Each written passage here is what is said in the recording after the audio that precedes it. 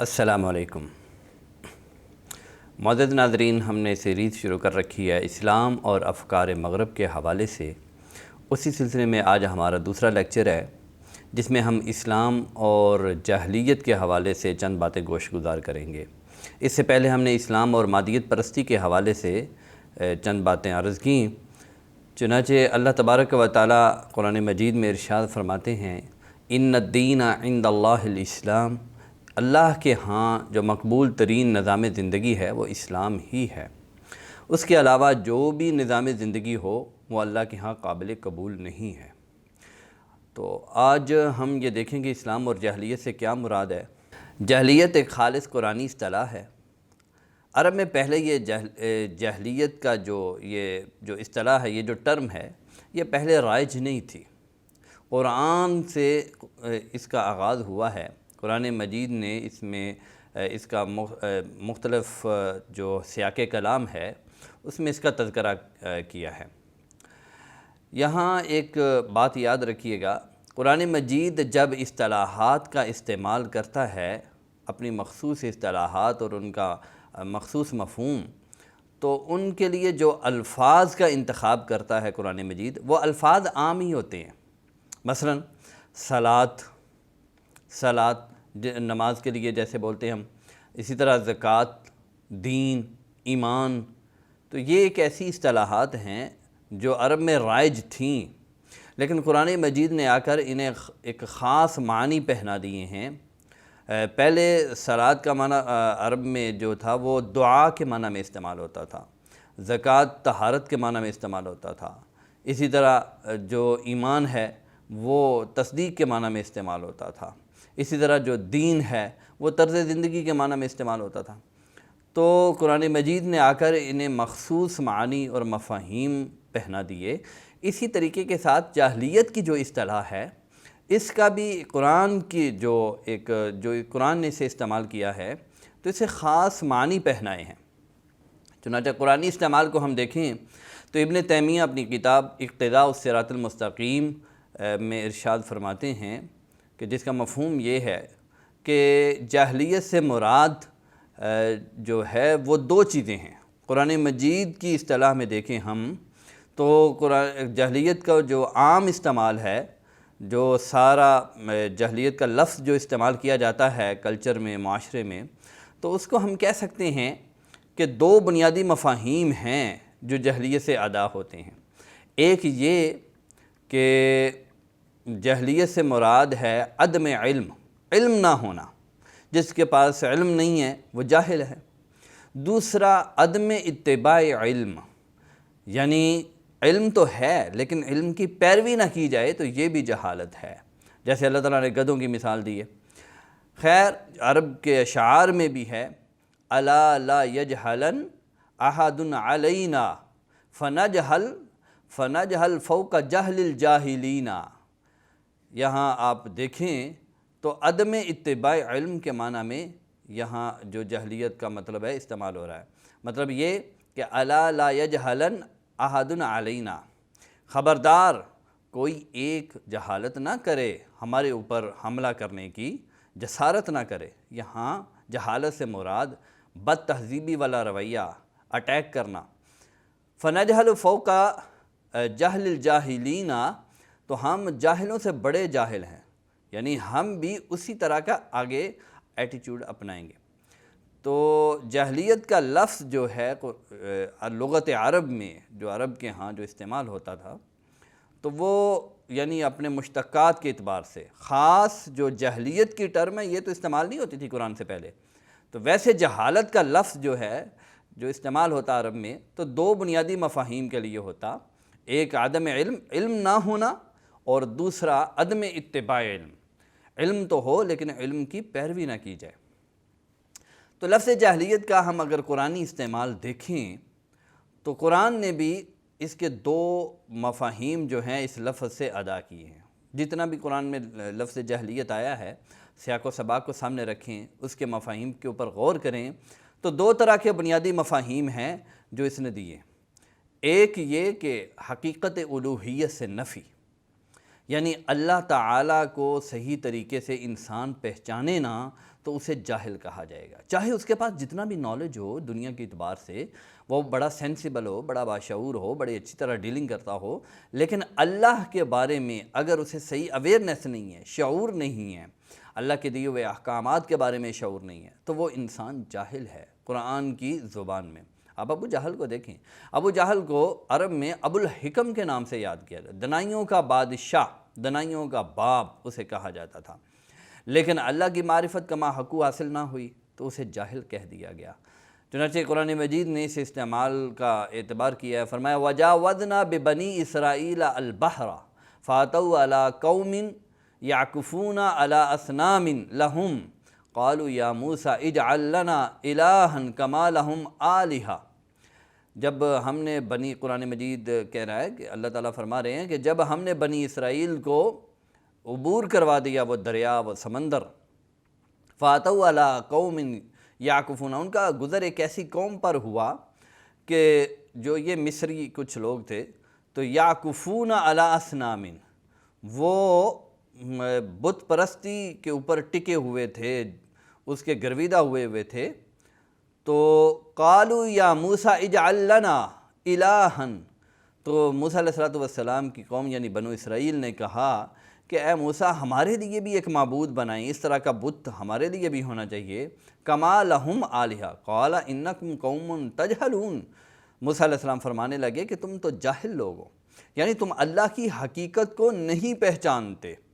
تو جب اللہ تعالیٰ کی ذات کو کما حقہ نہ پہچانا جائے تو یہ جہالت ہے، جیسا کہ میں نے عرض کیا۔ قرآن مجید کے اور بھی استعمالات ہیں۔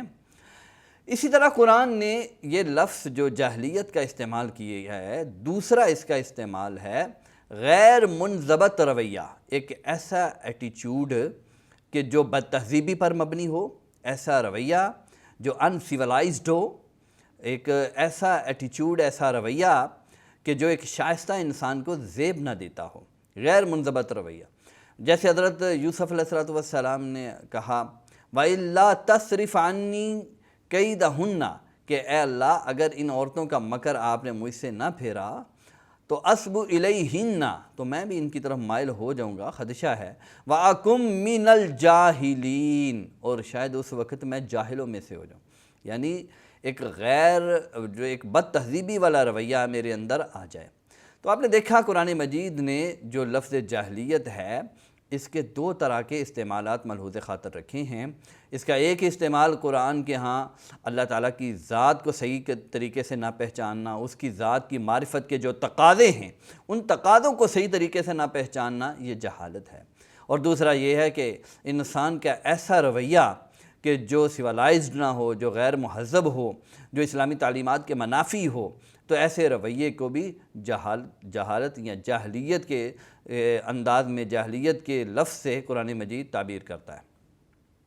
چنانچہ قرآن مجید میں یہی مفہوم استعمال ہوا ہے۔ آپ دیکھیں قرآن مجید کے ان سارے سیاق و سباق کو جہاں جہاں استعمال کیا گیا ہے تو اس سے مراد ربانی ہدایت سے محرومی، اس کو جاہلیت کہا ہے قرآن مجید میں۔ اللہ تعالیٰ کی ہدایت کو اگر پیش نظر نہ رکھا جائے، اپنی من مرضی سے زندگی گزاری جائے تو یہ جاہلیت ہے۔ پتہ چلا قرآن مجید نے جاہلیت کے جو اوصاف بیان کیے ہیں، جاہلیت کے بارے میں جو وضاحت کی ہے، اس سے معلوم ہوتا ہے جاہلیت مخصوص صفات کا نام ہے، کچھ کوالٹیز ہیں، کچھ صفات ہیں، جب وہ کسی میں آ جاتی ہیں تو وہ جاہلیت کا شکار ہو جاتا ہے۔ تو یہ جاہلیت یعنی اس کا کسی وقت، کسی جگہ، کسی فرد کے ساتھ کوئی اس کا خاص نہیں ہے کہ بس وہ جاہل ہے، فلاں جاہل نہیں ہے۔ وہ صفات جہاں جہاں پائی جائیں گی، مثلا ان صفات میں یہ ہے کہ اللہ کی حقیقت کو صحیح طریقے سے نہ پہچاننا، ان صفات میں یہ ہے کہ ایک ایسا ایٹیچیوڈ، ایسا رویہ اپنانا کہ جو غیر منضبط ہو، جو ایسا رویہ ہو جو الہی تعلیمات کے منافی ہو، تو یہ جاہلانہ ہے، یہ جاہلیت ہے قرآن کی زبان میں۔ اگر انسان دنیا میں ویسے جتنی بھی ترقی کر جائے، سائنس اور ٹیکنالوجی کے اعتبار سے وہ جہاں بھی پہنچ جائے، بڑی عقل دنائی والا ہے، لیکن اللہ کی تعلیمات کے مطابق وہ زندگی بسر نہیں کر رہا، تو قرآن مجید اسے جاہلیت سے ہی تعبیر کرتا ہے۔ میں اس کی وضاحت مزید آگے جا کے کچھ کرتا ہوں۔ قرآن مجید کے استعمالات کو دیکھیں تو یہاں سے ایک بات یہ بھی سمجھ آتی ہے کہ جاہلیت کے کچھ درجات ہیں، یعنی اس کے کچھ رتبے ہیں، اس کی کچھ کیٹیگریز ہیں۔ جتنا کوئی اللہ کی ہدایت سے دور ہے اتنا ہی زیادہ جاہلیت میں گرا ہوا ہے، اور اگر کوئی مثلاً کوئی 10% دور ہے تو وہ اسی اعتبار سے جاہلیت میں گرا ہوا، کوئی 50% ہے، کوئی 100% ہے۔ تو جتنا اللہ کی ہدایت سے کوئی دور ہے تو وہ اتنا ہی جاہلیت میں گرا ہوا ہے۔ تو جاہلیت در حقیقت جس طرح انفرادی ہے اسی طرح اجتماعی بھی ہے۔ جس طرح ایک فرد کے اندر جاہلیت آتی ہے کہ وہ اللہ کی تعلیمات کے مطابق نہیں چلتا، اسی طرح معاشرے بھی جاہلیت کا شکار ہو جاتے ہیں۔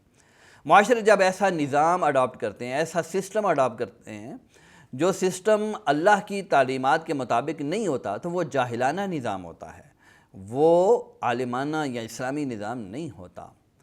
آپ دیکھیں تو ایک جاہلی معاشرہ اور اسلامی معاشرہ اگر ہم ان کو کمپیئر کریں آپس میں تو ہمیں جو بات سمجھ میں آتی ہے اس کے جو اوصاف ہیں، ہم نے پتہ چلانا ہو کہ یہ معاشرہ جاہلانہ ہے اور یہ معاشرہ عالمانہ ہے، ہم یا اسلامی معاشرہ ہے۔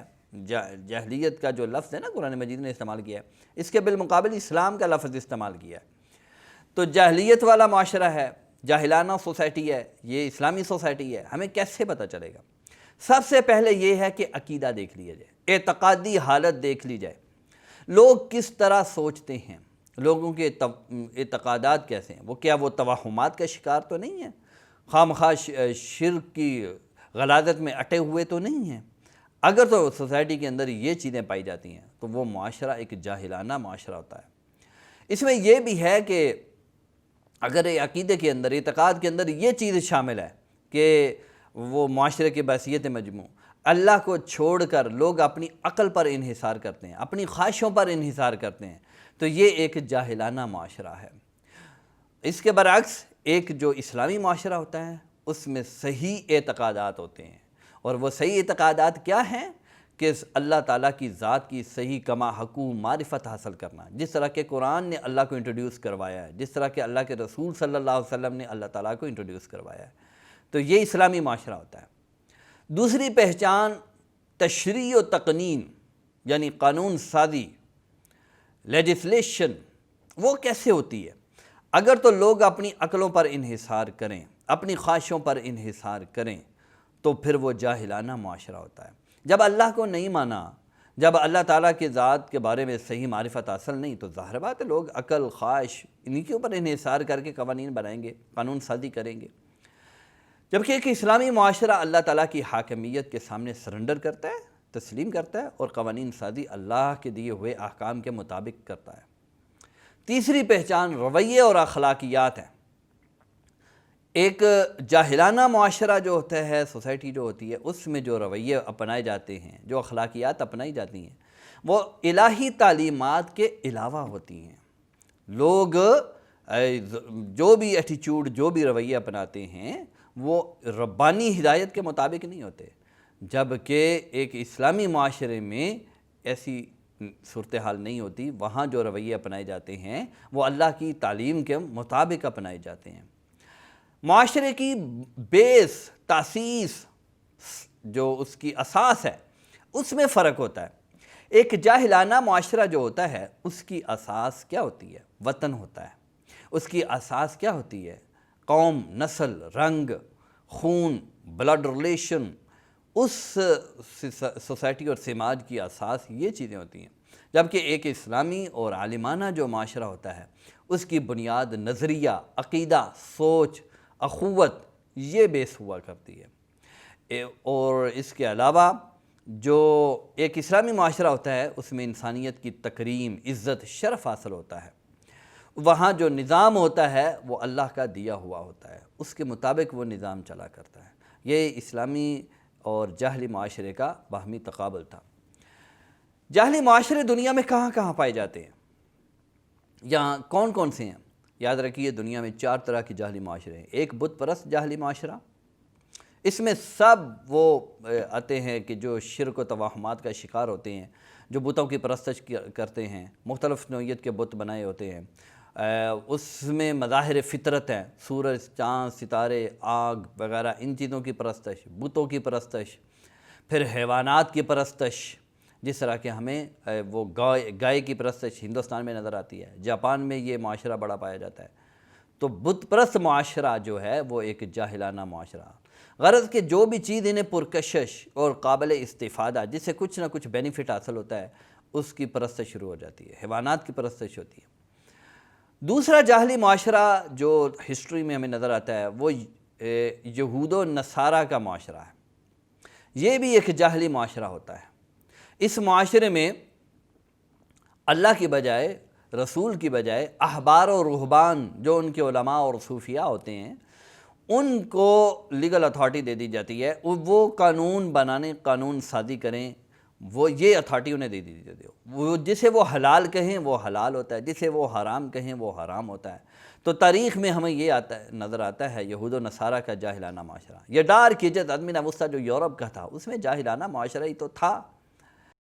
تو قرآن مجید میں، احادیث میں اس چیز سے منع کیا ہے۔ اتخذوا احبارهم ورہبانهم اربابا من دون اللہ، اللہ کے علاوہ انہیں الہ بنا لیا۔ یہ جاہلانہ معاشرے کی پہچانیں ہیں۔ تیسرا جو جاہلانہ معاشرہ ہسٹری میں ہمیں نظر آتا ہے وہ کیپٹل سوسائٹی ہے، سرمایہ دارانہ جو معاشرہ ہے، وہ بھی ایک جاہلانہ معاشرہ ہے۔ اس معاشرے میں جو مذہب ہوتا ہے، ریلیجن ہوتا ہے، جو مذہب ہوتا ہے، اسے انفرادی اور نجی زندگی تک محدود کر کے رکھ دیا جاتا ہے۔ جہاں تک پبلک لائف کا تعلق ہے، اجتماعی زندگی کا تعلق ہے، سیاست، معیشت اور معاشرت، وہاں سے مذہب کو نکال دیا جاتا ہے۔ جو انسان کی انفرادی زندگی، عقیدہ، عبادت اور رسومات، وہاں تک مذہب کو محدود کر دیا جاتا ہے۔ اس معاشرے میں خوش نما نعرے دیے جاتے ہیں، تحریک آزادی نسواں اور حریت، نعرے بڑے خوش نما ہوتے ہیں لیکن حقیقت میں کھوکھلے ہوتے ہیں۔ یہ جاہلانہ معاشرے کی پہچانیں ہیں۔ اس معاشرے میں امیر اور غریب کی کشمکش رہتی ہے۔ یہ جاہلانہ معاشرہ ہے۔ سرمایہ دارانہ معاشرہ جاہلانہ معاشرہ ہے۔ اسی طرح اشتراکی معاشرہ، یہ معاشرہ مادیت پرست ہوتا ہے، یہ خدا کا انکار کرتا ہے، مادے کو ازلی ابدی مانتا ہے، اور اس پوری کائنات کو کے اندر اس کی حقیقت میں صرف مادہ کو مانتا ہے، کسی خارجی ہاتھ کا یہاں دخل نہیں تسلیم کرتا۔ جدلیات ان کا بنیادی اصول ہوتا ہے، مطلب یہاں طبقات کی کشمکش ہے، ان کے مطابق یہ معاشرے چل رہے ہیں، ان کا یہ عقیدہ ہوتا ہے، یہ ہسٹری کو اس کے مطابق بیان کرتے ہیں۔ تو یہ جاہلانہ معاشرے جو ہمیں ہسٹری میں نظر آتے ہیں وہ چار طرح کے، جیسا کہ میں نے عرض کیا، بت پرست معاشرہ، یہود و نصارہ کا، سرمایہ دارانہ معاشرہ، اور پھر اشتراکی معاشرہ۔ آخر میں ایک دو بات کلیئر کرنا چاہتا ہوں کہ سائنسی ترقی، اگر ہم کیپٹل سوسائٹی کو اور کمیونسٹ سوسائٹی کو اگر ہم جاہلانہ معاشرہ کہہ دیں، تو ہمیں اس وقت دنیا میں یہ نظر آتا ہے کہ دنیا ساری ان کی پیچھے چل رہی ہے۔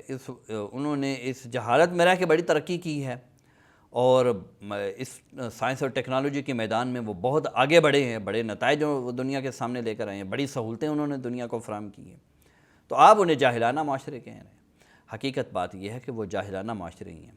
جاہلانہ معاشرے کہنے کا مطلب یہ نہیں کہ اس کے اندر کوئی کوالٹی نہیں ہوتی، کوئی خوبی نہیں ہوتی، نہیں، خوبی تو ہوتی ہے۔ مطلب اوورآل اس معاشرے کی حیثیت یہ ہوتی ہے، قرآن کی جو ٹرم ہے اس کے مطابق وہ جاہلانہ معاشرہ ہی ہوتا ہے، کیونکہ وہ ربانی تعلیمات کے مطابق نہیں چل رہا، وہ الہی تعلیمات کے مطابق نہیں چل رہا۔ اب قرآن مجید کو اگر پڑھیں تو وہاں واضح طور پر یہ معلوم ہو جاتا ہے کہ وہ معاشرے جنہوں نے سائنسی طور پر ترقیاں کیں لیکن ربانی تعلیمات کے مطابق نہ انہوں نے اپنے نظام اور سسٹم کو چلایا، تو اللہ تعالیٰ نے انہیں جاہلانہ معاشرہ ہی کہا ہے اور ان کی ناکامی کی طرف نشاندہی کی ہے۔ فرمایا اولم یسیروا فی الارض، کیا وہ نہیں چلتے زمین میں، فینظروا کیف کان عاقبۃ الذین من قبلہم، پس وہ دیکھیں انجام ان لوگوں کا جو ان سے پہلے تھے، کانوا اشد منہم قوہ، وہ زیادہ سخت تھے، وہ زیادہ طاقتور تھے، ان سے زیادہ طاقتور تھے، وآثاروا الارض، زیادہ طاقتور تھے، کیا مطلب ان کی بلڈنگیں، ان کی فزیکلی جو ان کی باڈی ہے، وہ ان سے زیادہ طاقتور تھے، وآثاروا الارض، اور کھودا انہوں نے زمین کو، جوتا انہوں نے زمین کو، مطلب زراعت کے مختلف انہوں نے بڑی زبردست زراعت کر کے دکھائی، وَعَمَرُوهَا أَكْثَرَ مِمَّا عَمَرُوهَا، انہوں نے زمین کو ان سے زیادہ آباد کر کے دکھایا۔ تو یہ ساری سائنسی ترقی ہے، وجاءتهم رسلهم بالبينات فما كان اللہ لیظلمهم ولكن كانوا انفسهم یظلمون. انہوں نے اپنی جانوں پر خود ظلم کیا. وہ ایک جاہلانہ سوسائٹی ہی رہی. سائنسی ترقی کر جانے سے معاشرے جو ہے وہ باشعور معاشرے نہیں بن جاتے. اس اعتبار سے وہ جاہلانہ معاشرے ہی رہتے ہیں. حقیقت میں کامیابی اس وقت ملتی ہے جب دنیا اور آخرت دونوں کو پیش نظر رکھ کے آگے بڑھا جائے. فلاح کا جو تصور اسلام نے دیا ہے، ترقی کا، ڈیولپمنٹ کا جو تصور اسلام نے دیا ہے، وہ یہی ہے کہ دنیا اور آخرت دونوں ہی. یہ بھی نہیں کہ صرف آخرت کو سامنے رکھ لیا جائے، دنیا کو چھوڑ دیا جائے. یہ بھی جاہلانہ معاشرہ ہے، جیسا کہ نصارہ کا، عیسائیوں کا معاشرہ تھا ڈارک ایجز میں. اور یہ بھی تصور غلط ہے کہ صرف اسی دنیا کو سب کچھ سمجھ لیا جائے، سائنس اور ٹیکنالوجی کو یہیں وہ ساری معراج سمجھ لی جائے کامیابی کی. یہ بھی غلط ہے. دونوں ہی چیزیں پیش نظر ہونی چاہیے. ربنا آتنا فی الدنیا حسنہ وفی الآخرۃ حسنہ وقنا عذاب النار. دنیا اور آخرت دونوں اچھے طریقے سے مانگنے کا اللہ تعالیٰ نے درس دیا ہمیں، یہ دعا سکھائی ہے. عزیزو دوستو بھائیو، مجھے امید ہے آپ کو بات سمجھ آئی ہوگی. میں نے آج آپ کے سامنے بات کی اسلام اور جاہلیت کے حوالے سے. تو ان ٹو دی پوائنٹ اگر ہم بات کریں تو جاہلیت سے مراد ہر وہ سوچ، ہر وہ فکر، ہر وہ عمل، ہر وہ رویہ ہے جو اللہ کی تعلیمات کے علاوہ ہو، وہ جاہلیت ہے. وہ انفرادی سطح پر ہو، وہ اجتماعی سطح پر ہو. اور اس کے بالمقابل اسلام ہے. تو اللہ تبارک و تعالی ہمیں اسلام پر چلنے کی توفیق عطا فرمائے. قرآن مجید میں بھی کہا گیا وَلَا تَبَرَّجْنَ تَبَرُّجَ الْجَاهِلِيَّةِ الْأُولَىٰ. تو جاہلیت اولا یعنی قدیم جاہلیت کے طریقوں کے اوپر میرے نبی کی بیویوں اس طریقے کے مطابق نہ چلو، اس طرح سج دج کے نہ چلو. تو قرآن مجید میں اس کی ممانعت آئی ہے. جاہلیت والے رویے اپنانے سے، ایٹیٹیوڈز اپنانے سے، اس سے ممانعت آئی ہے. اللہ تعالیٰ سے دعا ہے اللہ ہمیں اسلام پر چلنے کی توفیق عطا فرمائے. السلام علیکم ورحمۃ اللہ وبرکاتہ.